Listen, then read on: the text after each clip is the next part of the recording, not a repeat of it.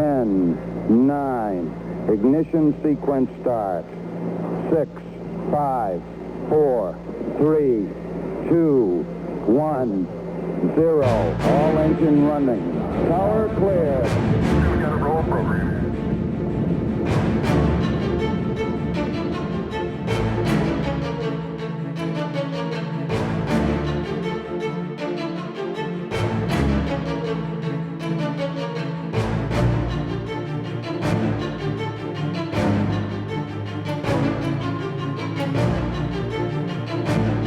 Le programme Blue Marble, c'est une fiction photographique qui raconte un programme spatial dirigé par l'École urbaine de Lyon qui envoie 2 spationautes sur la planète Terre qui vont aller dans 5 zones, la ville, la périphérie, la campagne, la montagne et le littoral, avec pour objectif de récolter l'ensemble des objets, des matières, mais aussi des images permettant à l'étude de l'Anthropocène. C'est la nouvelle période de la Terre dans laquelle nous sommes rentrés et où il est devenu évident que l'être humain est une force agissante sur l'entièreté de la planète.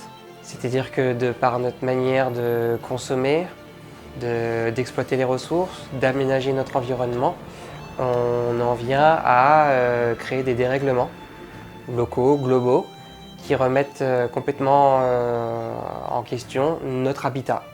Alors l'Anthropocène, effectivement, il y a encore des débats sur quand commence cette période.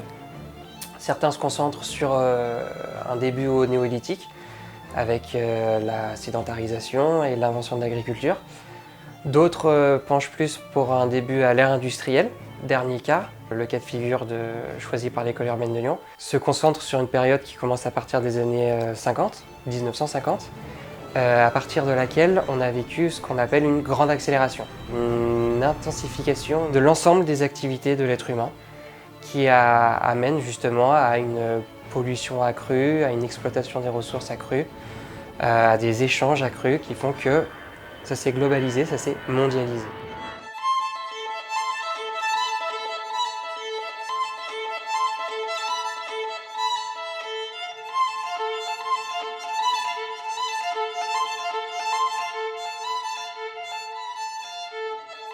Alors l'idée de cette fiction photographique, elle est née avec un double constat. C'est qu'en 2022, la photo Blue Marble va fêter ses 50 ans. Cette photo, c'est une photo prise par l'équipage d'Apollo 17 en 1972. Et c'est pour la première fois de l'humanité que l'on photographie la planète Terre dans toute son entièreté et sa rotondité. On découvre la planète Terre, le monde dans lequel on vit, toute sa beauté, sa fragilité. Et le but, c'est de dire 50 ans après, si on ratterrit sur cette planète Terre, quel est le constat qu'on peut faire, quel est l'état des lieux. Et cette image-là, la photo Blue Marble, est utilisée comme étendard par le programme de l'École urbaine de Lyon. Et le deuxième constat, se dire que le programme de l'École urbaine de Lyon est comparable à un programme spatial, puisqu'il est à la fois multidisciplinaire, il est pluriannuel, il est international, et il se concentre sur l'étude d'une planète entière. Une des finalités du programme Blue Marble, outre le fait à la fois de manière ludique, à travers l'image, à travers un récit photographique, amener l'attention du public sur ce que produit l'École urbaine de Lyon, toutes ces études autour de l'Anthropocène, c'est aussi un message fort de dire il faut mettre les moyens financiers, scientifiques, aussi forts et importants que les programmes spatiaux, à l'étude de ce qui se passe actuellement sur la planète Terre, des dérèglements, de la situation pour justement faire un meilleur état des lieux, mieux comprendre et mieux se projeter pour justement agir sur le futur et la question de l'habitabilité de la planète Terre.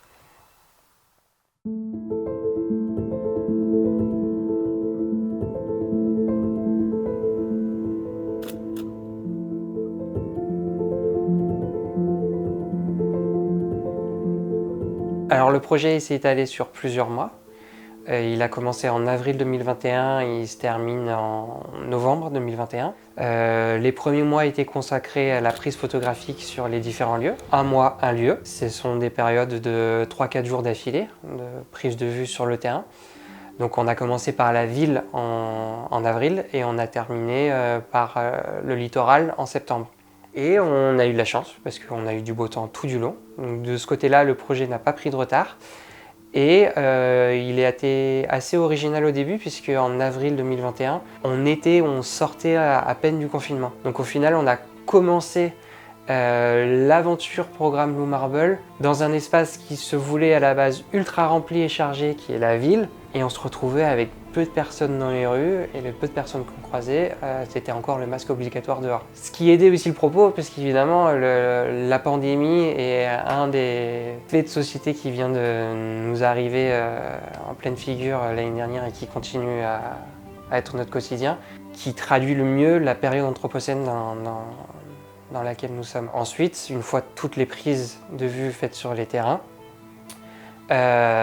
c'est fait une prise de vue en studio pour l'inventaire des objets, matières et images qu'on a pu récolter in situ. Et donc là, c'est une trentaine d'objets allant du mégot de cigarette à de l'eau prélevée dans le Rhône, en passant par une carte bancaire, un passeport, un masque justement Covid-19, qui traduisent aussi à leur manière tous les petits éléments qui sont témoins de cette période anthropocène dans notre quotidien.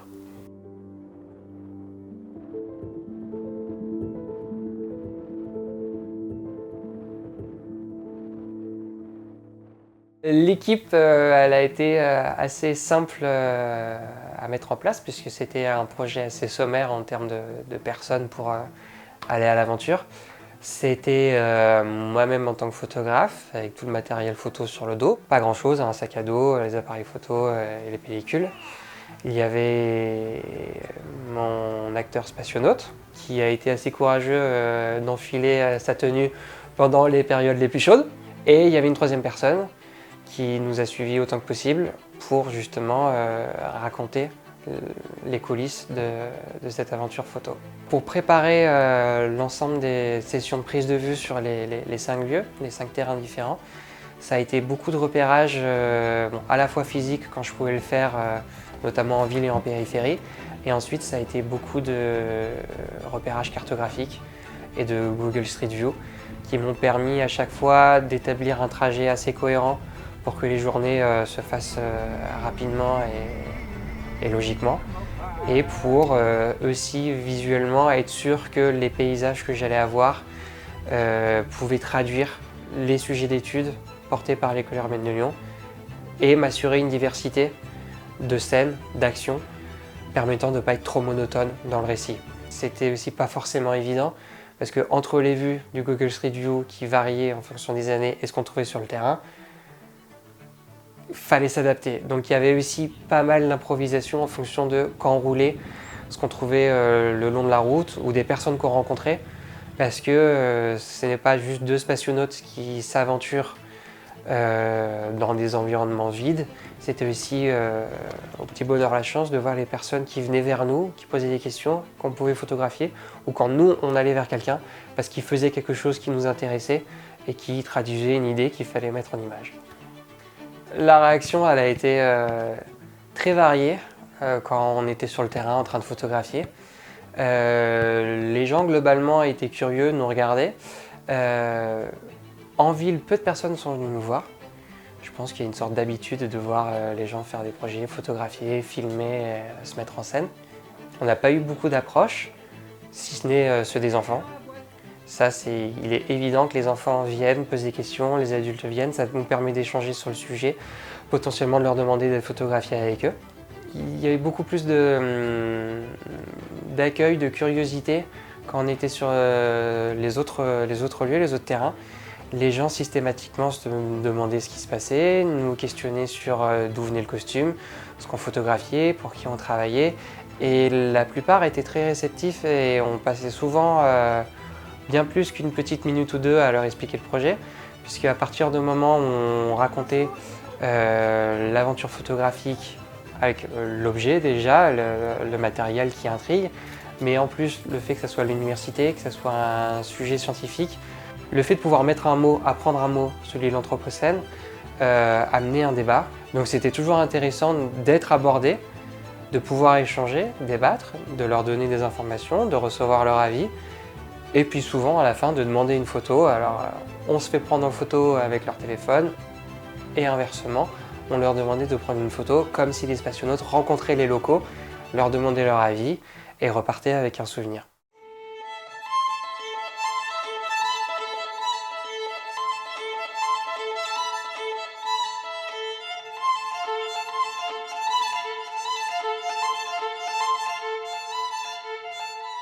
La question de l'esthétique du projet, j'ai décidé de photographier au moyen format argentique, à la Hasselblad 500 cm pour être plus précis, pour la simple raison que ça ramène directement à l'esthétique et à l'imaginaire des programmes spatiaux Apollo. Ça permet d'avoir des images d'une très haute qualité, d'une très belle esthétique, c'est à la diapositive, donc on obtient un positif couleur tout de suite, de 6 cm sur 6 cm, c'est un carré.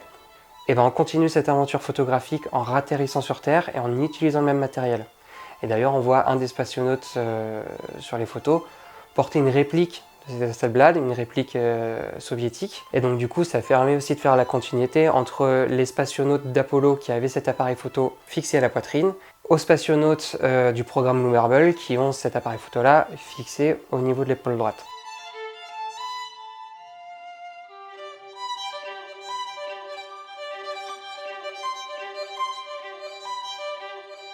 Concernant l'appareil photo, il y a un marché de seconde main qui fonctionne très bien avec des passionnés. Le mien, je me le suis offert pour mes 30 ans. Il date de 1975, donc si je l'entretiens bien, il me survivra. La question des pellicules, elle, j'ai eu de la chance, puisque Kodak a décidé en 2019 de faire revivre la pellicule Ektachrome, donc la pellicule diapositive, qui avait été utilisée dans les années 70, justement pour l'émission Apollo. Pour la création du costume, difficile en France de trouver beaucoup de personnes qui se concentrent sur la confection de costumes de science-fiction. Et au final, grâce à différents groupes sur différents réseaux sociaux, j'ai pu trouver une entreprise spécialisée dans le cosplay à Valence qui, après plusieurs échanges, plusieurs dessins, on a su se mettre d'accord sur un design à la fois assez simple et contemporain. Et d'ailleurs, je trouve qu'on s'est pas trop loupé parce que quelques mois après, SpaceX sortait un design de costume de space suit qui ressemblait pas mal à celui qu'on avait fait.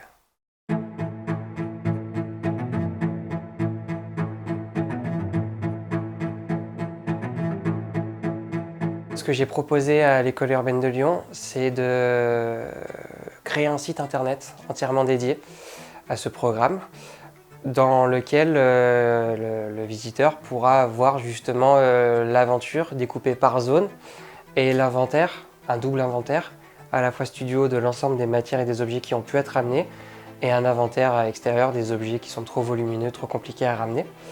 Donc à travers ce site internet, on pourra basculer d'environnement en environnement, d'objet en objet, d'action en action, et chaque photo sera, ou du moins beaucoup de photos, seront reliées à des textes et à des liens ramenant à des études faites par l'École urbaine de Lyon. Outre le fait d'avoir un livrable, un rendu qui sera le site internet fin janvier 2022, j'ai décidé quand même de progressivement mettre en avant les images produites à travers un compte Instagram Programme Blue Marble qui permet, image par image, de voir la progression dans les différentes zones. Ça commence par la ville, on en est à la périphérie, ça ira campagne, montagne, littoral. Et ces images, au milieu, s'insèrent des petits encarts qui permettent de voir les questions et les sujets portés par l'École urbaine de Lyon, avec à chaque fois un lien qui est relié à un podcast, à un petit texte. Donc au final, c'est une sorte de prémisse de ce que va être le site internet, avec une approche plus ludique, plus rapide, qui est Instagram. La traduction physique, elle est un gros classeur rempli de pellicules, pareil que le site internet, classé par zone et par inventaire. Donc ça, c'est un classeur que je garde bien précieusement et que j'amènerai avec moi partout où ce sera demandé pour présenter le projet, parce que je pense qu'il est essentiel de montrer à quel point c'est beau, les diapositives. Ça a un rendu assez incroyable quand c'est mis sur une table lumineuse ou en pleine lumière à une fenêtre en direction le ciel. On voit à quel point c'est une question de qualité, de couleur, de contraste, qu'on a du mal à avoir avec du numérique. Donc effectivement, le site internet permet de voir pour le plus grand nombre le rendu, mais je pense que l'expérience, elle est complète, elle est authentique quand on arrive à voir les diapositives.